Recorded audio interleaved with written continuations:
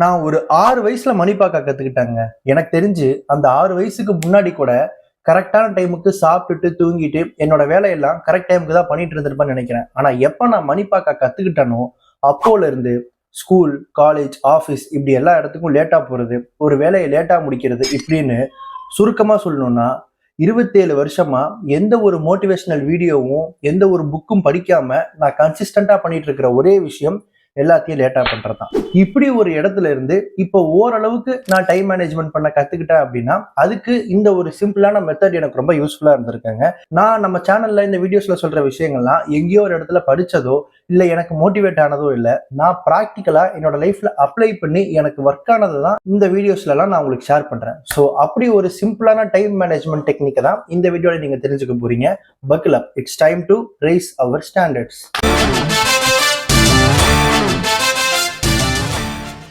Hello மக்களே, நான் உங்க ஹரிஷ்.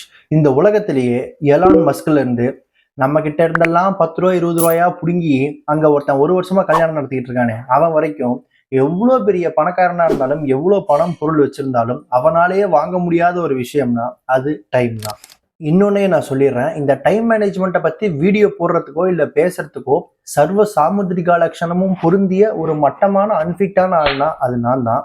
இதுக்கு நடுவுல போட்டிக்கு யார் வந்தாலும் நான் சட்டையை கிழிச்சிட்டு சண்டைக்கு கூட போயிடுவேன். ஏன் அப்படி சொல்றேன்னா, நான் முன்னாடியே சொன்ன மாதிரி ஸ்கூல் காலேஜ்ல இருந்து ஆரம்பிச்சு ஒரு இடத்துக்கு கரெக்ட் டைமுக்கு போக மாட்டேன், ஒரு வேலையை கரெக்ட் டைமுக்கு முடிக்க மாட்டேன், எக்ஸாம்ல எல்லாம் எப்படி எழுதி எப்படி ஆரம்பிச்சு எப்படி முடிக்கிறேன்னு எனக்கு தெரியாது, பஸ் ட்ரெயின்லாம் விட்ட காலத்துல இருந்து நான் அதை விட்டுக்கிட்டு இருக்கேன். இப்படி பல இடங்கள்ல என்னோட டைம் மேனேஜ்மெண்ட் அப்படிங்கிற ஸ்கில்ஸ் ரொம்பவே புவரா இருந்திருக்கு. அப்படி ஒரு இடத்துல இருந்து நான் இப்போ ஒரு ரெஸ்பான்சிபிளா டைம் மேனேஜ்மெண்ட் பண்ற இடத்துக்கு வந்திருக்கேன்னா, அதுக்கு என் வாழ்க்கையில நடந்த ஒரு சம்பவம், அந்த ஒரே ஒரு சம்பவம் தான் காரணம். அது என்னன்னா என்னோட கல்யாணம். கல்யாணத்துக்கு அப்புறம் பல விஷயம் பலவிதமா என் வாழ்க்கையில மாற ஆரம்பிச்சதுங்க. அதுல முக்கியமான ஒண்ணு பொறுப்பா இருக்கிறது. எஸ், இனிமேல் முன்னாடி மாதிரி இருக்கக்கூடாது, எல்லா விஷயத்திலயும் ரொம்ப ரெஸ்பான்சிபிளா இருக்கணும் அப்படிங்கிற மாதிரியான ஒரு இடத்துக்கு நான் தள்ளப்பட்டேன். கால் கட்டு போட்டாச்சு, இனிமே நம்ம டைம் மேனேஜ்மெண்ட் உட்பட எல்லா இடத்துலயும் ரெஸ்பான்சிபிளா இருக்கணும், அதுக்கு என்னடா பண்றதுன்னு யோசிக்க ஆரம்பிச்சு நிராயுதபாணியா நிர்பந்தத்துல நிக்கிறப்போ கணநேரத்தில் என் ஞானத்தில் உதயமானது இந்த ஐடியா, இந்த மெத்தடுக்கு பேரு ரிவர்ஸ் ட்ராக்கிங் மெத்தட். இப்படின்னா என்னன்னா, பொதுவாவே நாம ஒரு இடத்துக்கு போகணும் இல்ல ஒரு வேலையை செஞ்சு முடிக்கணும் அப்படின்னா அதை செஞ்சு முடிக்க வேண்டிய டெட்லைன் இல்ல போய் சேர வேண்டிய டைம், இப்படி அந்த டெஸ்டினேஷனை பத்தி மட்டும்தான் அதிகமா யோசிச்சுட்டு இருப்போம். அதுல மட்டும்தான் நம்ம அதிகமா ஃபோக்கஸ் பண்ணுவோம். ஒரு சேஞ்சுக்கு எப்ப முடிக்கணும் இல்ல எப்ப போய் சேரணும் அப்படிங்கிறதுக்கு கொடுக்குற இம்பார்ட்டன்ஸை நீங்க ரிவர்ஸ்ல ட்ராக் பண்ணி எப்ப ஸ்டார்ட் பண்ணணும் அப்படிங்கிறதுக்கும் கொடுக்கணும் அப்படிங்கிறது தான் இந்த மெத்தடோட ஐடியாவே. இப்ப இது ஒரு கிளியரான எக்ஸாம்பிள் உங்களுக்கு சொல்றேன் கேளுங்க.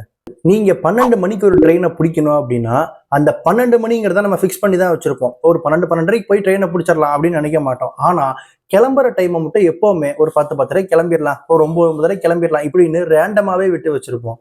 அப்படி இல்லாம நீங்க ப்ராப்பரா டைம் மேனேஜ்மெண்ட் பண்ணணும்னு நினைச்சீங்கன்னா ரேண்டமா இல்லாம ஓரளவுக்கு அக்யூரேட்டா நீங்க ஸ்டார்ட் பண்ண வேண்டிய டைமையும் ஃபிக்ஸ் பண்ண வேண்டியது முக்கியம். அதுக்கு இந்த ரிவர்ஸ் ட்ராக்கிங் மெத்தடை யூஸ் பண்ணுங்க. அதாவது நான் எத்தனை மணிக்கு கிளம்புனா எத்தனை மணிக்கு போய் சேருவேன் அப்படின்னு யோசிக்காம, நான் எத்தனை மணிக்கு அங்க இருக்கணும்னா அப்ப நான் எத்தனை மணிக்கு கிளம்பணும் அப்படிங்கிற மொத்த ப்ராசஸையும் ரிவர்ஸ்லயே ட்ராக் பண்ணிட்டு வாங்க. இப்போ 12 மணிக்கு ட்ரெயின் கிளம்பிடணும்னா நீங்க அட்லீஸ்ட் 11:50க்காவது ட்ரெயினுக்குள்ளார இருக்கணும். 11:50க்கு நீங்க ட்ரெயினுக்குள்ளார இருக்கணும்னா நீங்க ஒரு 11:45 இல்ல 11:40க்காவது பஸ்ஸை விட்டு இறங்கி நீங்க ஸ்டேஷனுக்குள்ள நடந்து வந்திருக்கணும். 11:40க்கு நீங்க பஸ்ஸை விட்டு இறங்கணும்னா நீங்க அட்லீஸ்ட் ஒரு 11 மணிக்காவது பஸ் ஏறி இருக்கணும். 11 மணிக்கு நீங்க பஸ் ஏறி இருக்கணும்னா நீங்க 10:45க்கு பஸ் ஸ்டாப்புக்கு வந்திருக்கணும். 10:45க்கு நீங்க பஸ் ஸ்டாப்புக்கு வரணும்னா நீங்க 10:30க்காவது உங்க வீட்டுல இருந்து கிளம்பி இருக்கணும். 10:30க்கு நீங்க கிளம்பி இருக்கணும்னா நீங்க 10:15க்கெல்லாம் சாப்பிட்டு இருக்கணும், 10 மணிக்கெல்லாம் குளிச்சிருக்கணும். அப்ப மினிமம் நீங்க ஒரு 9 மணிக்காவது எந்திரிச்சு இந்த வேலையெல்லாம் பண்ணியிருக்கணும். இப்படி நீங்க மொத்த ப்ராசஸை ரிவர்ஸ்ல ட்ராக் பண்ணும்போது நம்ம எப்ப ஒரு விஷயத்தை கிக் ஸ்டார்ட் பண்ணணும் அப்படிங்கிற கிளாரிட்டி உங்களுக்கு கிடைக்கும். இதே நீங்க இந்த மாதிரி ஒரு இடத்துக்கு போறதுக்கு மட்டும் இல்லைங்க, ஒரு வேலையை செஞ்சு முடிக்கிறதுக்கு இல்ல ஒரு எக்ஸாம்ஸ்க்கு இப்படி எல்லாத்துக்குமே நமக்கு எதுக்கு எவ்வளவு டைம் தேவைப்படும் அப்படிங்கறத நீங்க ரிவர்ஸ்லேயே ட்ராக் பண்ணிட்டு அப்போ எப்போ ஒரு விஷயத்த நம்ம கரெக்டா ஆரம்பிச்சிருக்கணும் அப்படிங்கிற டைமை கரெக்டா ஃபிக்ஸ் பண்ணுங்க. இதை ஏன் நான் சொல்றேன் அப்படின்னா, நம்ம வீட்டுல எல்லாம் சில பூமர்ஸ் இருப்பாங்க. அவங்க ஒரு இடத்துக்கு போகணும் இல்ல ஒரு வேலையை செஞ்சு முடிக்கணும்னா காலையில எந்திரிச்சு கோழி கூவுறதுக்கு முன்னாடியே அவங்க கூவ ஆரம்பிச்சு அறக்க பறக்க அவசர அவசரமா நம்மள பஸ் ஸ்டாண்டுக்கோ ரயில்வே ஸ்டேஷனுக்கோ இல்ல ஒரு கல்யாண மண்டபத்துக்கோ கூட்டு போய் அங்க நம்மளை உட்கார வச்சு தேவடு காத்துட்டு இருப்பாங்க. இன்னொரு பக்கம் டீனேஜ் பசங்கள்லாம் ரேண்டமா ஒரு டைமை ஃபிக்ஸ் பண்ணி லாஸ்ட் செகண்ட்லயாவது போய் ஒரு ட்ரெயின் பஸ்ஸை பிடிக்கிறதோ இல்ல ஒரு வேலையை முடிக்கிறதோ முடிச்சிருவாங்க. இது ரெண்டுமே சரி தப்பு அப்படின்னு நான் சொல்ல வரலங்க. ஆனா இது ரெண்டுமே ஒரு கரெக்டான டைம் மேனேஜ்மெண்ட் டெக்னிக் கிடையாது. அதாகப்பட்டது ஒரு முதிர்ந்த இளைஞனா, ஒரு இளைய பூமரா நான் உங்களுக்கு சொல்ல வர விஷயம் என்னன்னா, ஒரு ரீசனபிளான டைம் பஃபரை வச்சு நீங்க ஒரு இடத்துக்கு போகணும், இல்ல ஒரு வேலையை முடிக்கணும்னு நினைச்சீங்கன்னா அதுக்கு ஸ்டார்டிங் டைமையும் கரெக்டா கால்குலேட் பண்ண வேண்டியது முக்கியம். அதை கால்குலேட் பண்றதுக்கு இந்த ரிவர்ஸ் ட்ராக்கிங் மெத்தடை யூஸ் பண்ணுங்க. ஸ்டார்டிங் டைம் அண்ட் எண்டிங் டைமை ப்ராப்பரா நீங்க ஃபிக்ஸ் பண்ணும்போது அந்த மொத்த ஸ்கெட்யூலுக்கே ஒரு கரெக்டான ஷேப் கிடைக்கும் அப்படிங்கிறது தான் இந்த வீடியோவோட டேக்அவே. இந்த டெக்னிக் நீங்க ஃபாலோ பண்றப்போ நீங்க ஒரு டீனேஜரா இருக்கும் பட்சத்தில் உங்களை ஒரு ரெஸ்பான்சிபிளான அடல்ட் ஆக்குற ப்ராசஸை இந்த மாதிரியான டைம் மேனேஜ்மெண்ட் டெக்னிக்ஸ் ஃபாஸ்ட் ஆக்கும்.